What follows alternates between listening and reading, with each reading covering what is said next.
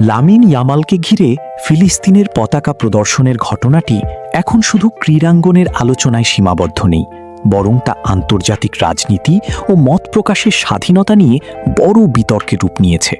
FC বার্সেলোনার league শিরোপা উদযাপন উপলক্ষে আয়োজিত ছাদখোলা বাস প্যারেডে ইয়ামালকে ফিলিস্তিনের পতাকা হাতে দেখা যায়।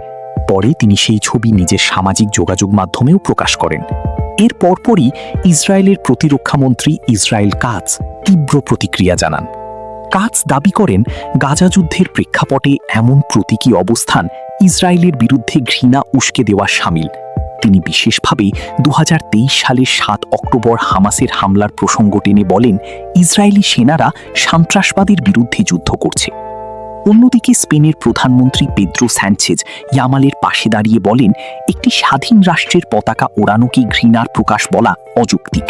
তার মতে, বহু স্প্যানিশ নাগরিক ফিলিস্তিনিদের প্রতি মানবিক সংহতি অনুভব করেন এবং ইয়ামালের কর্মকাণ্ড সেই অনুভূতিরই প্রতিফলন।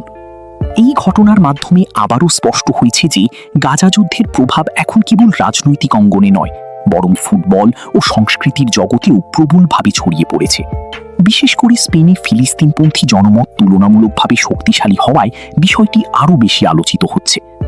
এদিকে হ্যান্সি ফ্লিক সরাসরি রাজনৈতিক বিতর্কে না জড়িয়ে বলেন, পতাকা ওড়ানো ছিল ইয়ামালের ব্যক্তিগত সিদ্ধান্ত। ক্লাবের পক্ষ থেকেও আনুষ্ঠানিকভাবে কোনো রাজনৈতিক অবস্থান জানানো হয়নি।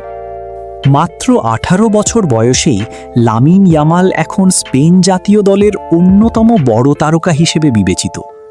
আগামী বিশ্বকাপে তাকে ঘিরে যেমন ক্রীড়া বিশ্বের প্রত্যাশা থাকবে, তেমনি মাঠের বাইরের এই রাজনৈতিক অবস্থানও আন্তর্জাতিক আলোচনার কেন্দ্রবিন্দুতে থাকতে পারে।